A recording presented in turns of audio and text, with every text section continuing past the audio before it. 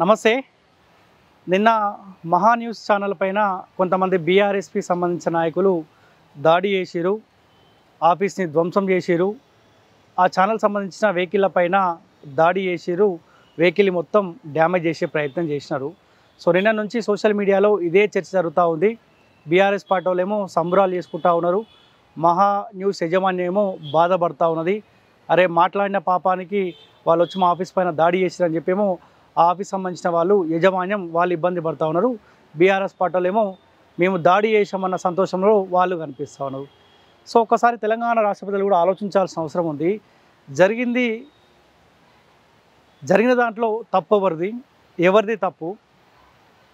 వాస్తవాలు మాట్లాడుకుంటే ఈ కేటీఆర్ సంబంధించిన ఆయన పైన వస్తున్న ఆరోపణల గురించి ఇదే గాంధీ భవన్లో సోమాజిగూడ ప్రెస్ క్లబ్లో దాదాపు 2-3 సార్లు అదే కాంగ్రెస్ పార్టీ సంబంధించిన గజ్జల కాంతం గారు ప్రెస్ మీట్ పెట్టి ఏదైతే పార్క్ హయత్ హోటల్ ఉందో ఆ హోటల్లో ఆర్మూర్ మాజీ ఎమ్మెల్యే జీవన్ రెడ్డి ఎవరైతే ఉన్నారో ఆయన అక్కడికి కొంతమంది సినీ ఇండస్ట్రీకి సంబంధించిన అమ్మాయిలని అక్కడికి తీసుకొస్తూ ఉండే కేటీఆర్కు జీవన్ రెడ్డి బ్రోకర్గా వ్యవహరించినాడు. కేటీఆర్ కూడా అక్కడికి వచ్చిండు. ఆ విషయం హరీష్ రావుకు కూడా తెలుసు అని చెప్పి గజ్జల కాంతం కొన్ని ఆరోపణలు చేసిండు గాంధీ భవన్లో కూర్చొని. దాన్ని బేస్ చేసుకొని సరే సోషల్ మీడియాలో లేకపోతే తెలంగాణ రాష్ట్రంలో ఏ అంశం అయితే చర్చకు వస్తూ ఉందో ఆ అంశంపైనే సోషల్ మీడియా యాక్టివిస్టులు కావచ్చు, లేకపోతే జర్నలిస్టులు కావచ్చు, మేధావులు కావచ్చు, ప్రజా సంఘాలు కావచ్చు, రాజకీయ విశ్లేషకులు కావచ్చు, ఎవరైనా సరే ఏ టాపిక్ అయితే ట్రెండింగ్లో ఉందో ఆ టాపిక్ పైనే మాట్లాడే ప్రయత్నం చేస్తారు. సో ఎవరైనా సరే 100% లిమిట్లోనే మాట్లాడాలి. ఎవరిని కూడా వ్యక్తిగతంగా విమర్శించే హక్కు ఎవరికి కూడా లేదు. 100% యాక్సెప్ట్ చేస్తాం. నేనేమంటా ఉన్నా, ఏ అంశాన్ని అయితే గజ్జల కాంతం గారు తెరపై తీసుకొని వచ్చిండో ఆయన ఓపెన్గా చెప్పిండు. హరీష్ రావుకు ఈ విషయం తెలియదా? తెలిసిన తర్వాత కేసీఆర్ హరీష్ రావు ఇద్దరు కలిసి కేటీఆర్ని మదలిచ్చే ప్రయత్నం చేసిరా లేదా? ఒకవేళ చేయలేదు అనుకుంటే నా పైన కేసులు పెట్టమని చెప్పండి, లీగల్గా నేను ఎదుర్కొంటా. ఒక ప్రెస్ మీట్ కేటీఆర్ పెట్టి పార్క్ హయత్ హోటల్కు నేను వెళ్ళలేదు, జీవన్ రెడ్డి సినీ ఇండస్ట్రీకి సంబంధించిన ఎవరిని కూడా తీసుకురాలేదు అని ఒక మాట చెప్పమను. నా దగ్గర అన్ని ఆధారాలు ఉన్నాయి, అన్ని ఎవిడెన్స్ తోటే మాట్లాడుతూ ఉన్నా, నేను ఒక ఉద్యమకారుడిని అన్న మాట గజ్జల కాంతం చెప్పుకొని వచ్చిండు. ఇప్పుడు కేటీఆర్ ఎవరినో ఉసుగొల్పి కొంతమంది అమాయక బీఆర్ఎస్కి సంబంధించిన నాయకులను ఉసుగొల్పి అక్కడికి పంపించి వాళ్ళపైన వాళ్ళతోటి ఆఫీస్ పైన దాడులు చేపించి కార్లు ధ్వంసం చేపించి ఇప్పుడు కేసులు ఎవరిపైన అయితే బీఆర్ఎస్కి సంబంధించిన నాయకులపైన కేసులు అయితే వాళ్ళే ఇబ్బంది పడాలి. సో ఇక్కడ అల్టిమేట్గా ఆరోపణలు చేసిన వాళ్ళు మంచిగా ఉన్నారు, ఆరోపణలు ఎదుర్కొన్న ఆయన మంచిగా ఉండు. కానీ ఇక్కడ అల్టిమేట్గా ఇప్పుడు ఈ నాయకులు ఎవరైతే ఉన్నారో చిన్న చిన్న నాయకులు వాళ్ళు ఇబ్బంది పడుతూ ఉన్నారు. నిజంగా కేటీఆర్కి అంత ఇబ్బంది అయితే 29 మహా న్యూస్ ఆఫీస్ పైన దాడి చేస్తే బాగుంటుండే కదా. దాడులను ఎవరు ఎంకరేజ్ చేయరు.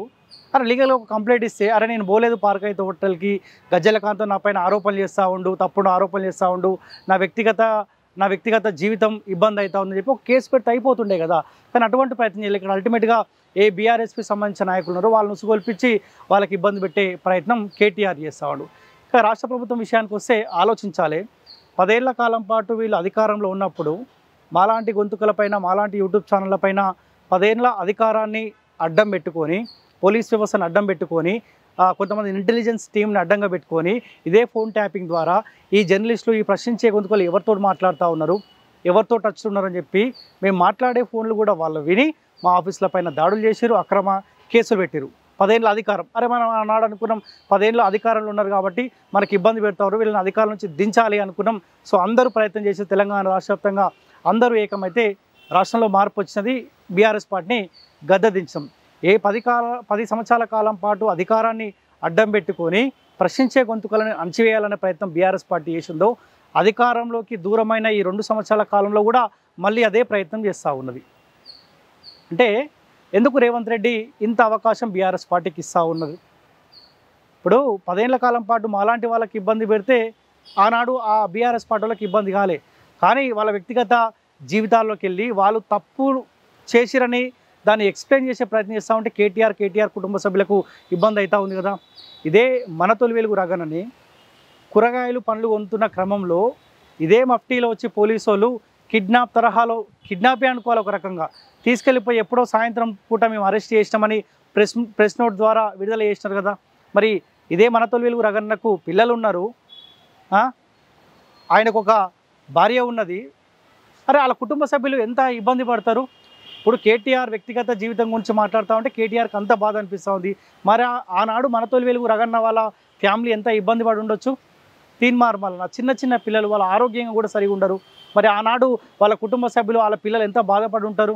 ఇట్లా చెప్పుడు దాసరి సీనన్నని నీ చెల్లె కల్వకుట్ల కవిత గురించి మాట్లాడుతూ ఉన్నారని చెప్పి బట్టలిప్పి ఇదే దాసరి సీనన్నని శరత్ ఎవరైతే కల్వకుట్ల కవితకు దగ్గరగా పనిచేసిన శరత్ అన్న ఎవరైతే ఉన్నారో ఆయనతో పాటుగా చాలామంది యూట్యూబర్స్ని ఆనాడు అరెస్ట్ చేసినారు. బట్టలిప్పి విపరీతంగా కొట్టిరు. అరే మిమ్మల్ని అట్లా ఏం చేయలే కదా. రేవంత్ రెడ్డి అధికారాన్ని అడ్డం పెట్టుకొని కేటీఆర్నో లేకపోతే ఇంకొకరిని బట్టలు ఇప్పైతే కొట్టించే ప్రయత్నం అయితే చేయలే కదా. మీ పైన వస్తున్న ఆరోపణల్ని ఎక్స్ప్లెయిన్ చేసే ప్రయత్నం చేసి చర్చ జరిగింది. క్లారిటీ మీరు ఇవాళ ఒక ప్రెస్ మీట్ పెట్టి లేకపోతే ఎవరైతే ఆరోపణలు చేస్తారో వాళ్ళపైన లీగల్గా యాక్షన్ తీసుకోండి. ఈ దాడులేంది.